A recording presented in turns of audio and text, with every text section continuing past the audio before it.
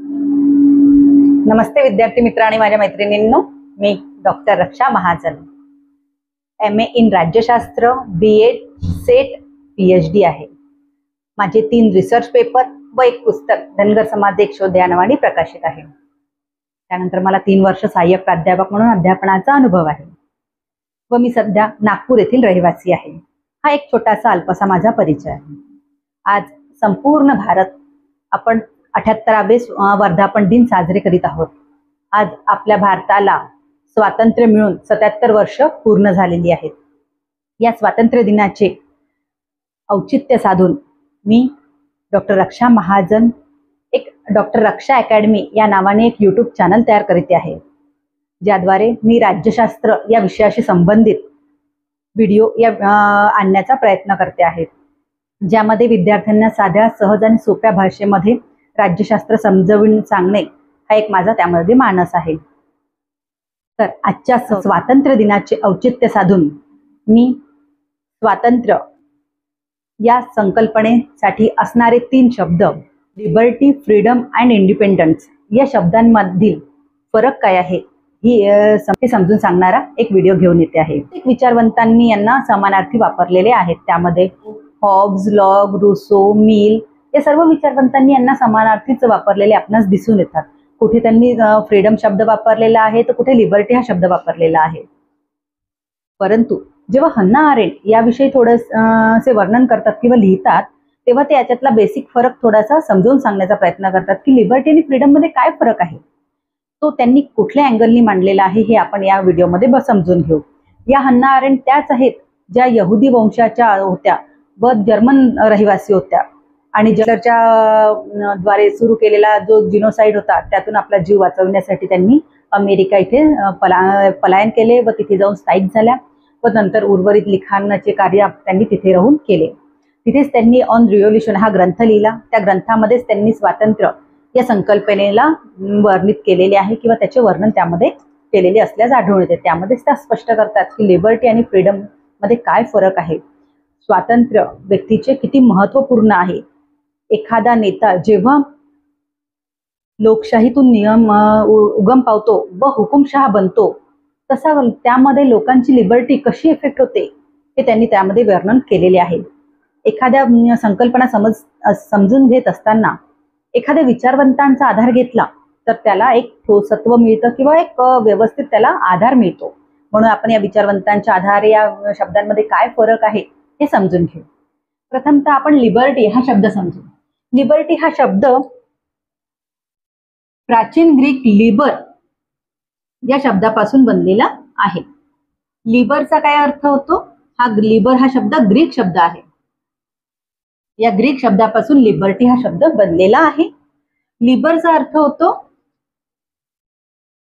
बंधनाचा अभाव.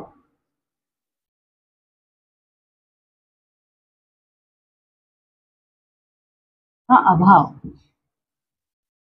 असणे, बंधनाचा अभाव असणे म्हणजे लिबर असणे. जिथे बंधन नाही अशी परिस्थिती म्हणजे स्वातंत्र्य होय असं इथे म्हणायचं आहे. त्यानंतर फ्रीडम हा शब्द. फ्रीडम हा शब्द फ्रियो या इंग्लिश शब्दापासून बनलेला आहे. फ्रियोचा अर्थ काय असतो? मुक्त असणे, मुक्त असणे किंवा मनाप्रमाणे करता येणे.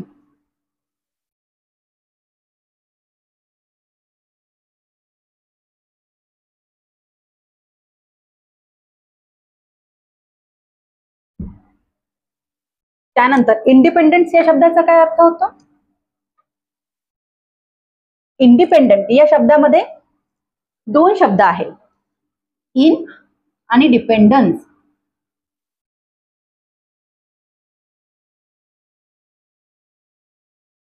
इन हा ग्रीक शब्द आहे.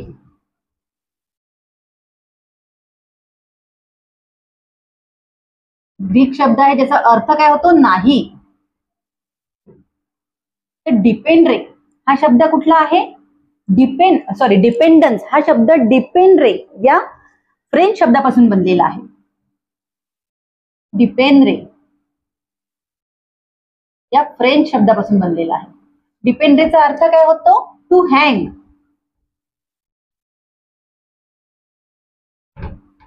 To hang from. आता इनडिपेंडेंटचा अर्थ काय होईल मग? इंडिपेंडन्सचा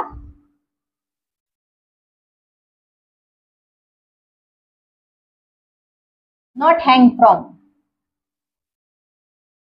नॉट हँग फ्रॉम, लटकवून नसणे. तर इंडिपेंडन्सचा अर्थ काय होतो? नॉट टू हँग फ्रॉम म्हणजे लटकलेला नसणे. नसणे जसे आपण म्हणतो लटकलेला नसणे म्हणजे अडून बसलेला असणे. एखाद्या गोष्टीसाठी अडून अडणे किंवा एखाद्या गोष्टीसाठी रुकावट तयार होणे म्हणजे लटकलेला असणे या अर्थाने तिथे आपण हे घेतलेलं आहे. जसं आपण म्हणतो की पाऊस आला व मी लटकून बसलो, अडकून राहिलो, माझं जिथे जायचं होतं तिथे मी जाऊ शकलो नाही, अशा अर्थाने जेव्हा आपण वापरतो तेव्हा आपण त्याला लटकलेला असा अर्थ घेतो. म्हणजे मी लटकून राहिलो असं तिथे म्हणायचं आहे. म्हणजे एखाद्या गोष्टीमुळे एखादे काम लटकून राहणे किंवा त्याच्यात बंधन निर्माण होणे, अडथळा येणे, त्या अर्थाने इंडिपेंडन्सचा अर्थ काय, डिपेंडचा अर्थ त्या अर्थाने घेतलेला आहे की लटकून असणे, एखादे प्रलंबित राहणे, अडकून राहणे, अडवून राहणे. तर मग इंडिपेंडन्सचा अर्थ नॉट हँग फ्रॉम म्हणजे लटकून नसणे म्हणजे काय? इंडिपेंडंट असणे म्हणजे तो मूव्ह असणे, चालू असणे, एखादे काम अडून न बसणे, तेव्हा आपण त्याला इंडिपेंडन्स असे म्हणतो. किंवा आणि अजून याचा अर्थ सांगता येईल की तो नियंत्रित नसणे. एखाद्याद्वारे नियंत्रित नसणे म्हणजे स्वनियंत्रित असणे. एखाद्यावर निर्भर नसणे म्हणजे तो आत्मनिर्भर असणे. एखाद्यावर अवलंबून नसणे म्हणजे तो स्वावलंबी असणे. या अर्थाने इंडिपेंडन्स या शब्दाचा अर्थ घेतला जातो. जसं आपण त्याला म्हणजे त्याचा अर्थ सांगताना असं सांगितलेलं आहे की अवलंबून नसणे, परंतु आपण त्याला अवलंबून नसलेला या नकारात्मक वाक्याला एक सकारात्मक शब्द दिला, अवलंबी. म्हणजे तो स्वतःवर अवलंबून आहे, इतर कुणावरही अवलंबून नाही. नियंत्रित नसलेला तर मग त्याला आपण म्हणतो स्वनियंत्रित, म्हणजे त्याला एक सकारात्मक अर्थ घेतलेले आहे आपण. जसे आत्मनिर्भर,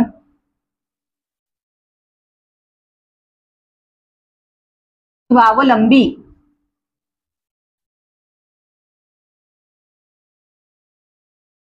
स्वनियंत्रित,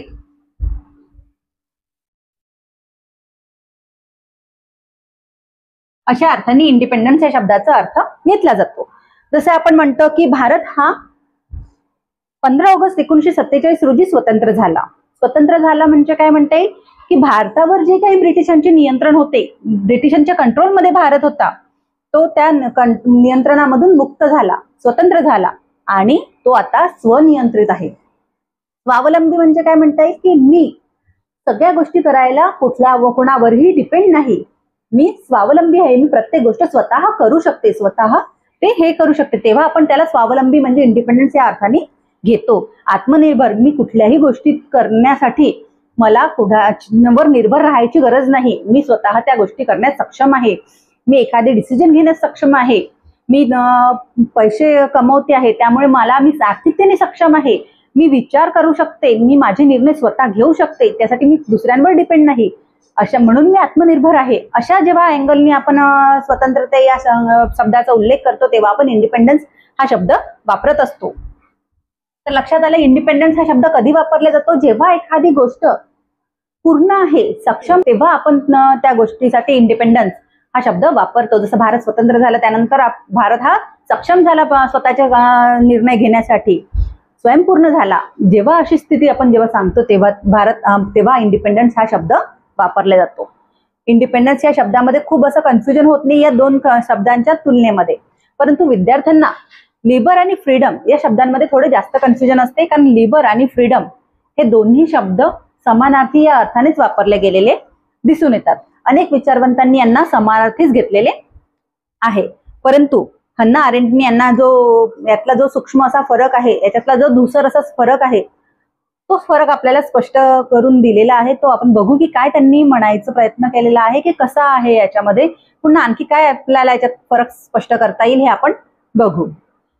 तर आपण हे बघू की लिबर हा शब्दाचा अर्थ काय होतो? बंधनाचा अभाव असणे किंवा बंधन नसणे, म्हणजे लिबर्टी होय.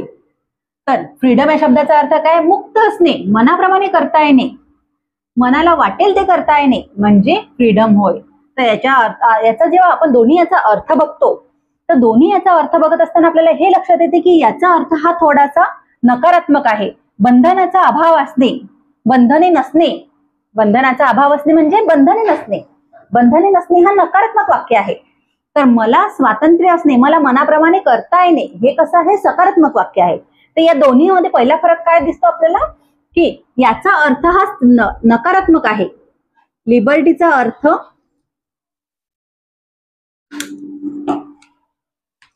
याचा अर्थ कसा आहे? नकारात्मक अर्थ आहे.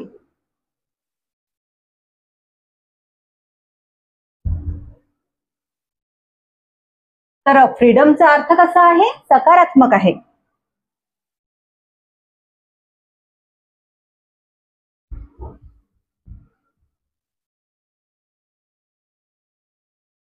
हा आपल्याला यामध्ये पहिला फरक दिसून येतो. यामध्ये आपण दुसरा फरक हा सांगू शकतो की लिबर्टी हे जी संकल्पना आहे, वैयक्तिक स्वातंत्र्यावर जास्त फोकस असतो,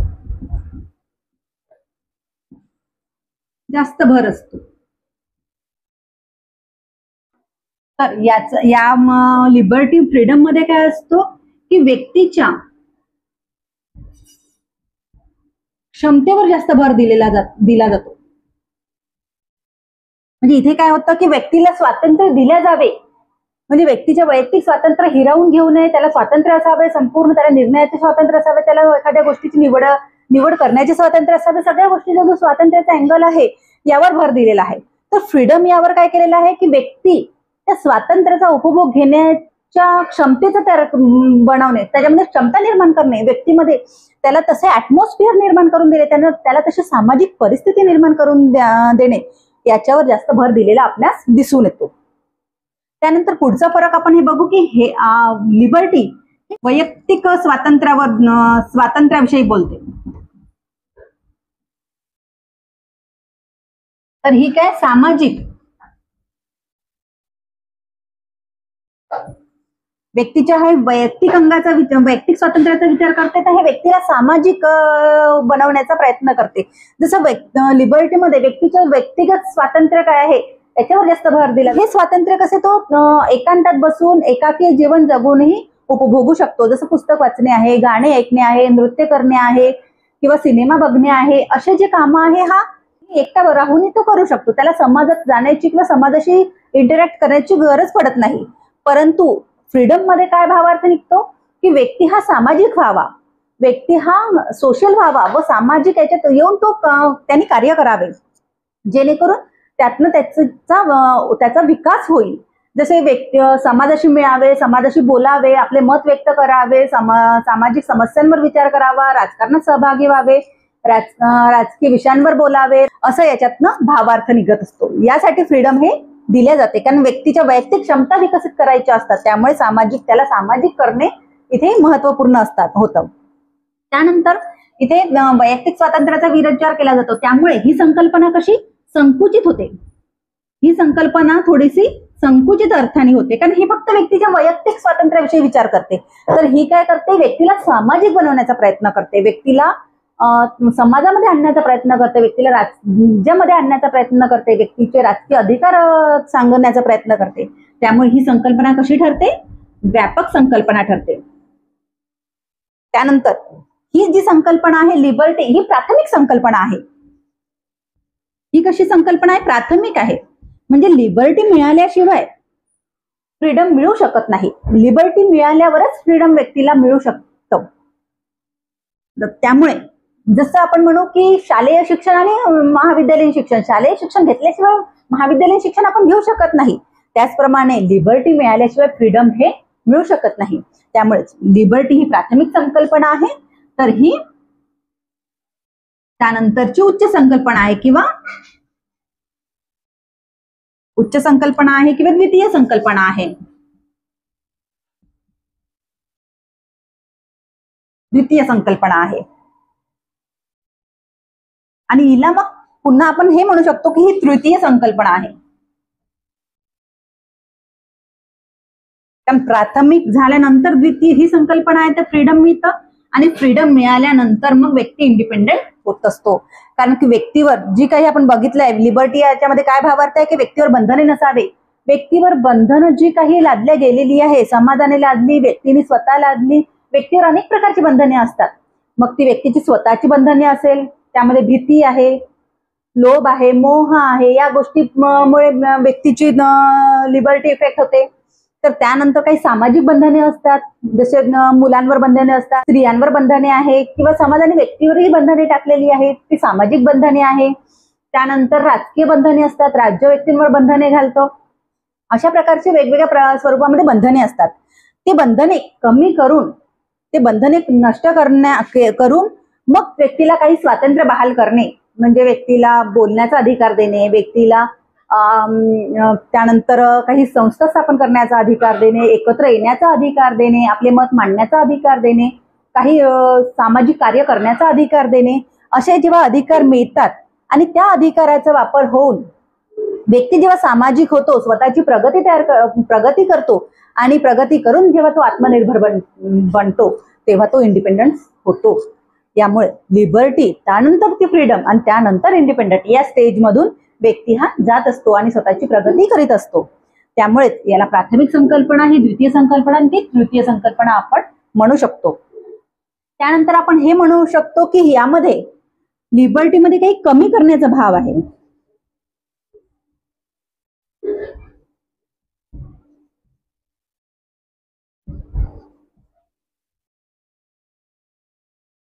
तर यामध्ये काय काही देण्याचा भाव आहे.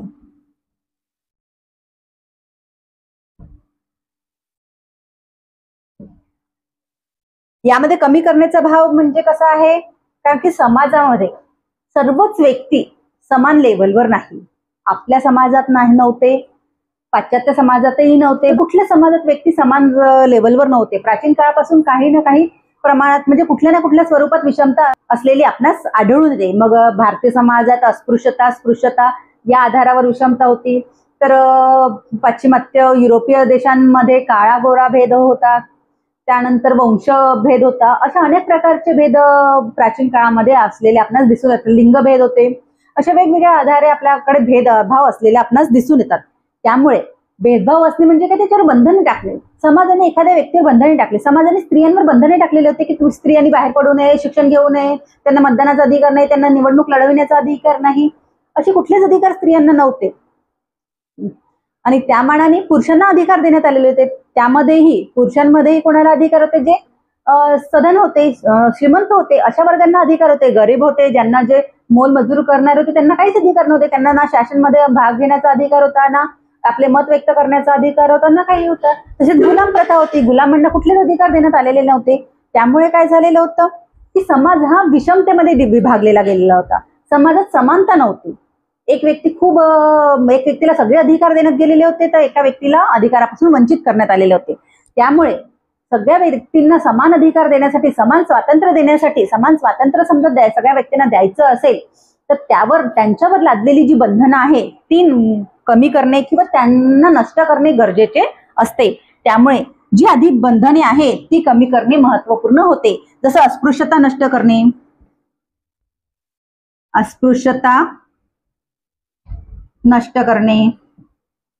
दास प्रथा संपवणे,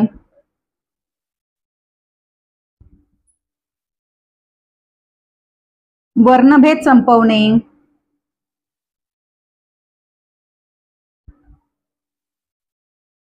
अशा प्रकारे ज्या काही विषमता आधी नष्ट करणे, त्या नष्ट करून मग लोकांना लिबर्टी देणे. जसं अस्पृश्यता नष्ट करून भारताने सगळ्या लोकांना लिबर्टी बहाल केली.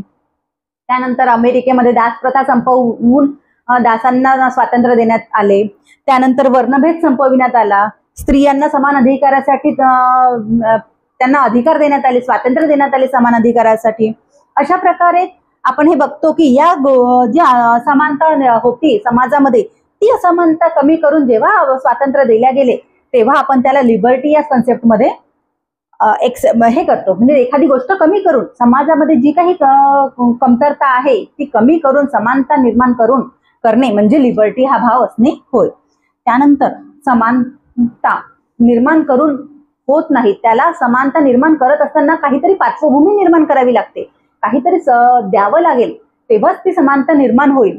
बंधनं काढून टाकते म्हणजे स्वातंत्र्य देणे ही संकल्पना होऊ शकत नाही. त्यामुळे व्यक्तीला काही स्वातंत्र्य द्यावे लागेल. ज्याप्रमाणे अमेरिकन संविधानाने लोकांना स्वातंत्र्य दिले, त्यांच्या नागरिकांना स्वातंत्र्य दिले, भारतीय संविधानाने लोकांना म्हणजे त्यांच्या भारतीय नागरिकांना स्वातंत्र्य दिले. भारतीय संविधानाने जेव्हा व्यक्तीला स्वातंत्र्य दिले तेव्हा राईट टू फ्रीडम हा शब्द वापरलेला आहे, राईट टू लिबर्टी हा शब्द वापरलेला नाही. त्या अमेरिकन संविधानानेही लिबर्टी या भावाने संविधान म्हणजे लोकांना अधिकार दिले गेले. त्यामुळे जेव्हा काही देण्याचा भाव असतो तेव्हा फ्रीडम ही संकल्पना असतो. जसं भारतीय संविधानातील स्वातंत्र्याचा अधिकार,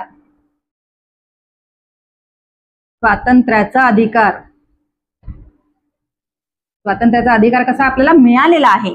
त्यामध्ये काय आहे, अभिव्यक्ती स्वातंत्र्य आहे,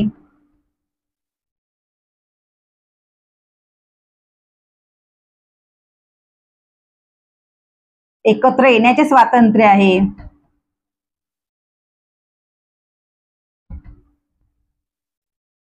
अशा अनेक प्रकारचे आपल्याला त्यामध्ये स्वातंत्र्य देण्यात आलेले आहे. जसं अभिव्यक्ती स्वातंत्र्य आहे, एकत्र येण्याचे स्वातंत्र्य आहे, सभा संमेलने भरवण्याचे स्वातंत्र्य आहे, त्यानंतर मुक्त संचाराचे स्वातंत्र्य आहे, सभा संघटना स्थापन करण्याचे स्वातंत्र्य आहे, धर्माचे स्वातंत्र्य आहे, शोषणाविरुद्ध लढण्याचे स्वातंत्र्य आहे. हे व्यक्तींना बंधनं मुक्त झाल्यानंतर देण्यात आलेली आहे. म्हणजे व्यक्तीवरची बंधने नष्ट करण्यात आली, त्यानंतर व्यक्तीला ही स्वातंत्र्य बहाल करण्यात आली आणि ही स्वातंत्र्य बहाल करून व्यक्तीने स्वतःची प्रगती केली व व्यक्ती मग आत्मनिर्भर बनेल किंवा बनतो. अशा प्रकारे या तिन्ही स्टेप मधून व्यक्ती हा जात असतो किंवा कुठलाही समाज हा जात असतो, तेव्हाच समाजाची ही प्रगती होत असते. म्हणून आपण हे म्हणतो की यामध्ये असा बेसिक फरक आपण स्पष्ट करू शकतो. तर आलं लक्षात सगळ्यांना? बरं, हे दोन्ही संकल्पना समजून घेण्यासाठी तुम्हाला एक उदाहरण देऊ शकते, म्हणजे देण्याचा प्रयत्न करते जेणेकरून आपल्याला ही संकल्पना अजून स्पष्ट होईल.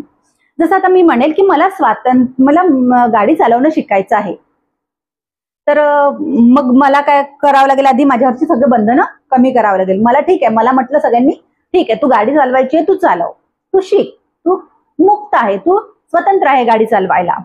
परंतु म्हणजे माझ्यावरची बंधनं कमी केली, माझ्यावर कुठलेही बंधन ठेवलेले नाही.